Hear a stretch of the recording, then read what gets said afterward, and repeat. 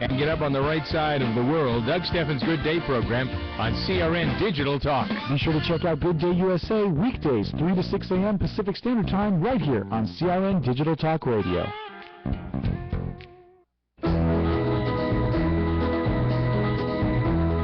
Everybody's talking at me. CRN Digital Talk Radio and the original Talkback with yours truly, Chuck Wilder. Paul Stern up there near the Hollywood Hills at the toll-free number 1-800-336-2225, 1-800-336-2225. We're live across America on this radio station or this cable system and around the world at www.crntalk.com. Quick note, tomorrow's guest, Tom Palkin. He's chairman of the Texas Workforce Commission, author of Bringing America Home, and we're going to talk about his latest, Have You Had Enough Change Yet? Del Robison, founder, president of the Tea Party, teaparty.org, is Socialist Kagan right for America? Is this the best we got, he says. And George Allen, former governor of Virginia, U.S. Senator, he's got a brand new book just released today, and it's called What Washington Can Learn from the World of Sports. You'll enjoy this book. Al Garza, founder of Patriots Coalition, he's going to talk about one of the first sanctuary cities for illegal aliens. Maywood, California, is now as lawless and chaotic as any place in Mexico. Right now, I want to go to Thomas E. Woods, Jr., holds a bachelor's degree in history from Harvard and his master's from Columbia University. He is the author of 10 books. And I'll tell you, sometimes you don't remember names, but you remember award-winning books, and as soon as you hear it, the New York Times bestseller, Meltdown. Remember that one? And the politically incorrect Guide to American History. He lives with his family in Auburn, Alabama, where he's working on a second Ph.D., as if he didn't have enough already in economics. And Thomas Woods, welcome to the show, sir. How are you? Very good, Chuck. Thanks again for having me. Boy, I'll tell you, if I read your resume, we'd have to book you for about 2.5 hours, okay? No, you're a good man. Thank you. Well, I got to tell you, listeners, here's the good news from Thomas E. Woods, Jr. Did you know the states do not have to obey federal legislation forced upon them? That's right. There's this word called nullification that we're really going to get into. Tell us about some of these states that are fighting these laws. Well, today, to my great amazement, all of a sudden we're seeing a revival of Thomas Jefferson's old idea of nullification, whereby if the federal government passes a law that violates the Constitution, the states are bound to resist it. They cannot be faithful to the Constitution and go along with it. So we've started to see states, I mean, not just resisting the health care legislation in one form or another, but we've seen firearms freedom acts passed in the country that are going to defy unconstitutional federal regulation of firearms.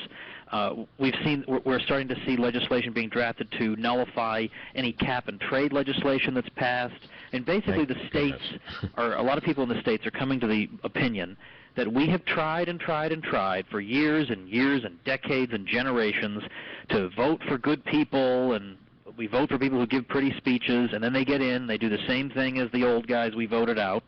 And if we think we're going to solve things by just continuing to do the same thing, I mean, you know and I know we're just going to keep being handed defeats. And so the idea of nullification is for people who are a little more impatient than that, who want to say, well, you know what, instead of waiting to vote out somebody who does something unconstitutional, we simply defy it. And Jefferson's view was that if somebody does something unwise, you vote him out. But if he does something unconstitutional, you have no right to follow him. It almost sounds, Thomas, like impeachment, nullification. They're almost running parallel there. I know they're not, but it's, the last chance is the last hope. You know that you say the founders, they envisioned this to protect the people of a state from an overreaching federal government.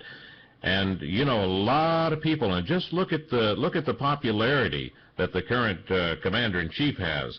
And you talk about that through nullification, that you talk about stimulus spending, Obamacare, we mentioned the Second Amendment, all these things that are kind of getting under your claw, like when is it going to end? When is it going to end?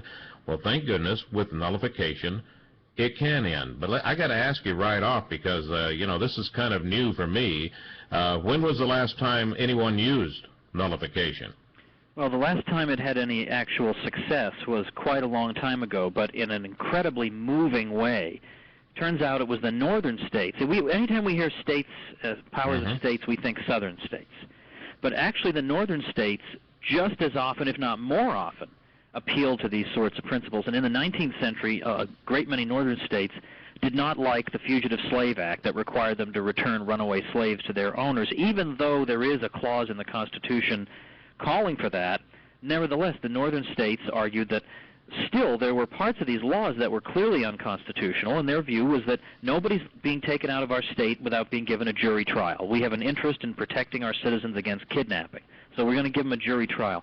So I show in the book Nullification that numerous northern states just simply said, well, we're not doing this, or if we have to do it, we're nevertheless going to put every conceivable obstacle we can in your path, and any state official who goes along with implementing this is immediately dismissed and penalized. Well, you know, it'd be nice to see that kind of backbone once again. It would be nice to see a few governors from influential states, charismatic, well-spoken governors, if that's not an oxymoron, standing up and saying, look, you know, you may want to wreck the economy of the United States in the middle of this downturn that we're in, but we in this state want to carve out some kind of livable economy for ourselves in the midst of this disaster. So what I'm going to start doing as of tomorrow is appointing a commission to go through the state budget line by line, and every time I find an unconstitutional federal mandate, we're cutting it out, we're simply not doing it, and what are you going to do about it? Well, what are they going to do about it? If 10 states did that, what are they going to do? Cut off all their funding? Send the tanks in?